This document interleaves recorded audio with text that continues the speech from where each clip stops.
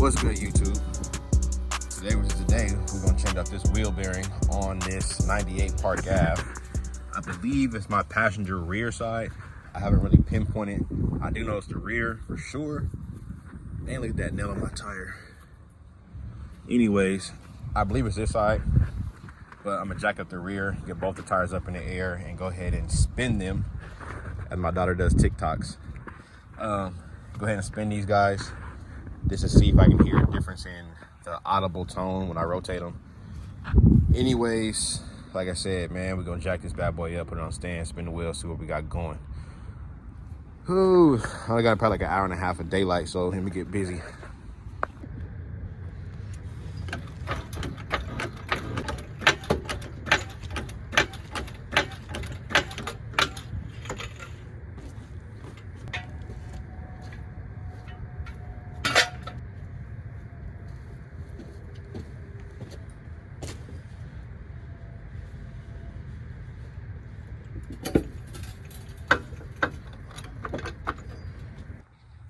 We got them all jacked up.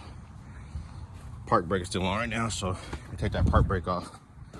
Guys, when you got a front wheel drive car, very important to track your wheels, because especially you're on a slant. I'm on a slant right now, so the momentum of the way the vehicle wants to roll back. So I'm gonna put the chocks in the rear. I got it on the other side too. Just take my word for it. Take this park brake off because park brake only secures the rear. So, I hate touching these wheels, having dirty hands, but let's go ahead and rotate. Kind of so.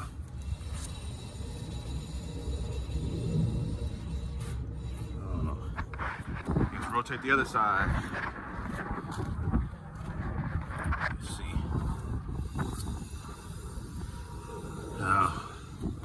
So it's gonna be hard to tell. Check this out.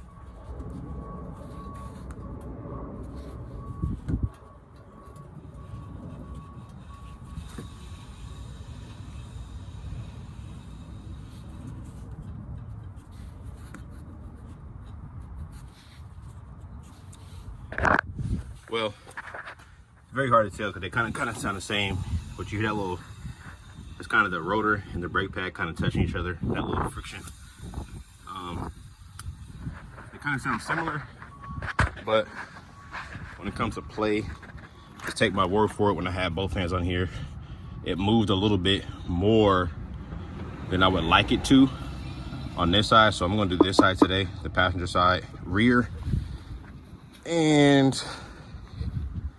that should fix my issue. Once we get that knocked out, then, you know what I mean, we'll go from there, man.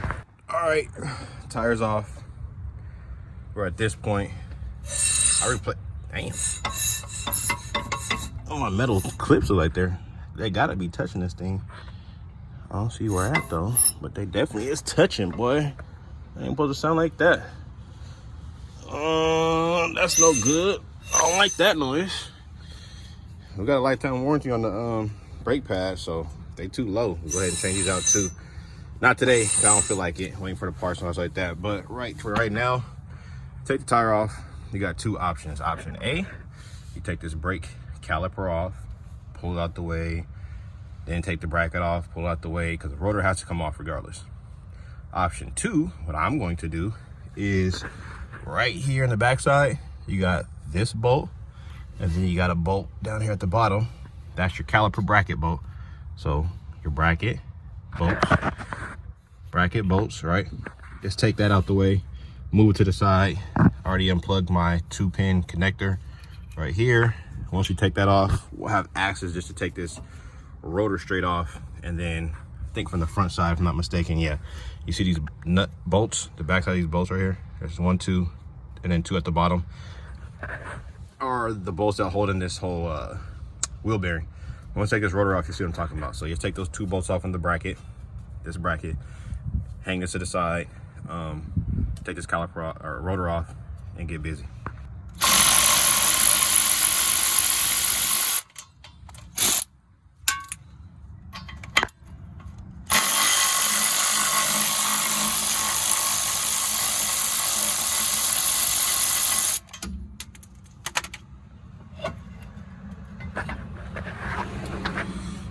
see, well, you're about to see.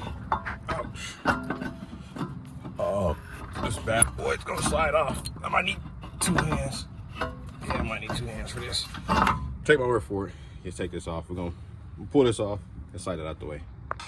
Okay, so got the rotor sitting off to the side. And my brake sitting right here. The pads don't look bad. I think there's a clip somewhere touching for some reason though. Push them back. Push them back. Yeah, I don't know what that's about, but listen to this rotor. So I think I'm on the right track. This is the one right here. You hear that? That greediness. So imagine that spinning at 60 plus miles per hour, because I don't really hear that 60 plus. Anything below that I really don't hear it, but that, you shouldn't hear that. It should be real quiet. So that amplifies, that sound amplifies a higher speed. So I don't feel no wobble in it, but that doesn't mean it's bad. Not bad. So in order to get these bolts, as you see right here in the back, there's 4. 1, 2, and 3, and 1 here, 4. In order to get those, you don't come from back here and do it. These little holes, machined holes through this hub assembly, this is what you're going through. You go straight through that hole. Let's see if I can line it up for you. See that? Perfect. You just keep rotating until you get all 4 of those knocked out and loose. I recommend if you live in a rest type area, go ahead and get some PV Blaster. I'm not sponsored by these guys, but this stuff, it works. If this don't work, use some heat. Either way, I'm gonna suck down the backside of these, something like this. I mean, spray the bottom one, the other one. All right, so just get it, lubes it up a little bit, breaks the rust in there. And I wanna say, oh, side note, these are 18 millimeters. Mine was for my caliper bracket. They go in like so. They thread into this, so 2 18 millimeters, hang that out the way. Ain't no tension on it because the brake, parking brake is holding the weight, so I'm not worried about that. So let's break these free. Being a GM, I'm just going to assume that these bolts are going to be a 13 millimeter. You'll see if I'm right. Hold on, let me get it set up real quick. So 13 mil, you go right through the hole like this. Bam. One thing about a GM, you're gonna need a 10 mil, 8 mil, 13, 15, and then we start getting the bigger stuff, probably some, you know what I'm saying, whatever it is. But I know for a fact most GMs 15 and below, 15 millimeter, 13 millimeter, 10 millimeter, 8 millimeter is gonna be your best friend. But anyway, this one's a 13. There's 4 13s. Gonna knock these, unscrew all these, and hopefully this hub's not frozen in here. I can just smack it out. I might gotta use a hammer or something to hit right here just to get it out, but either way, we're gonna take this out and be done with it.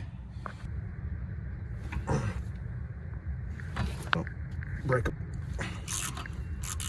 So they're all free, technically. Now I'm doing all this with one hand, so I apologize for the shoddy camera work right now. So let's see if we get them coming out.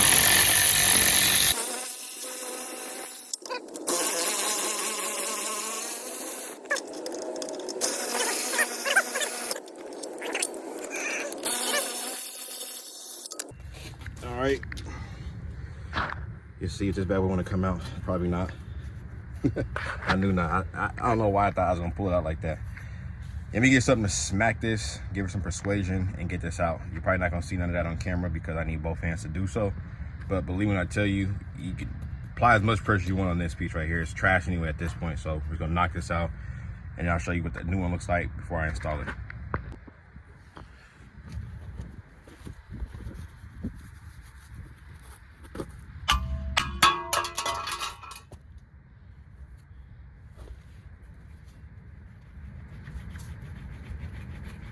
That's bad. Make sure you keep your backing plate. As you can see, the old hub is out right here. Let me stand it up. That one's bad. Just take my word for it. It's kind of hard to tell, but I can definitely tell. So next thing we're gonna do is see all this in here, this corrosion, this buildup. Get my little wire wheel on my drill and clean all this out to where it's really clean. Clean this surface right here. And then make sure we're gonna start on backing plate the way it came off, which is this way. So it goes hub through this hole first, and then we all come together like that. Get my wire wheel, get that cleaned out.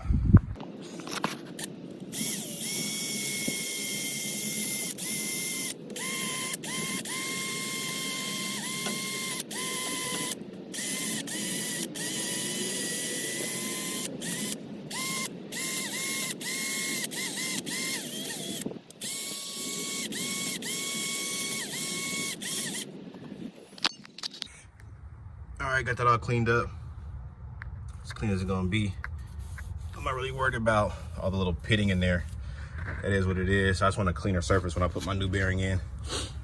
Because to be honest, it rotates from the hub, the outer part hub. This whole piece right here, that's actually going into this wall. This little lip right here is what sits in this pocket. This stays stationary. This ain't, I'm just cleaning it more so to keep it easier of access. So I'm gonna spray some silicone type lubricant in here, so that way it kind of, I don't know, just lubes it up a little bit when I put it for easy for install.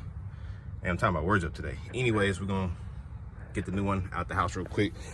I didn't bring it outside yet. Give me 1 second. All right, got the new one right here. Old one, obviously. Hopefully this audio can pick it up, but just listen. Compared to the new. Back to the old.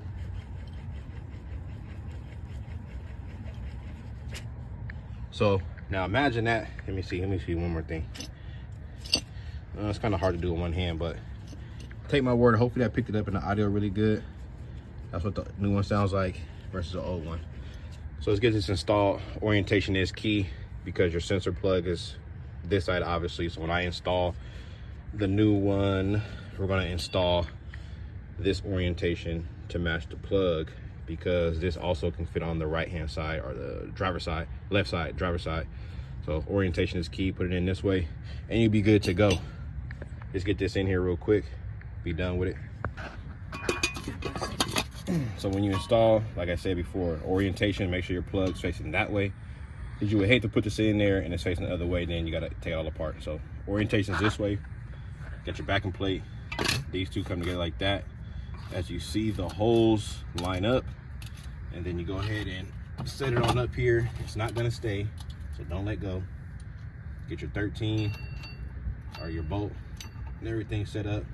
Once you get one started, it kind of, just get it started. You don't gotta run it down. I wouldn't advise running it down anyways, because nothing else is gonna line up. So just get them started. You see how it's fall out? There we go. So the top two started. Now I can let go of it, and we just go ahead and find our other holes. And I always advise, do not run these things in before you, get a few threads started. Don't just run them in blindly like that, because you cross thread them, then you got a whole nother issue you did not intend to have. Now, since I got a few threads started, I'm gonna run it down with this electric impact. It only torques down to 35 foot-pound, the max on this, and it's a dead battery, so it ain't gonna get that close. So to run them down, I'll just get it snug like that, and then I'll come diagonally.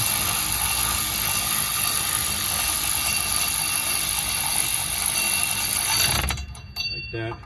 I'll drop down.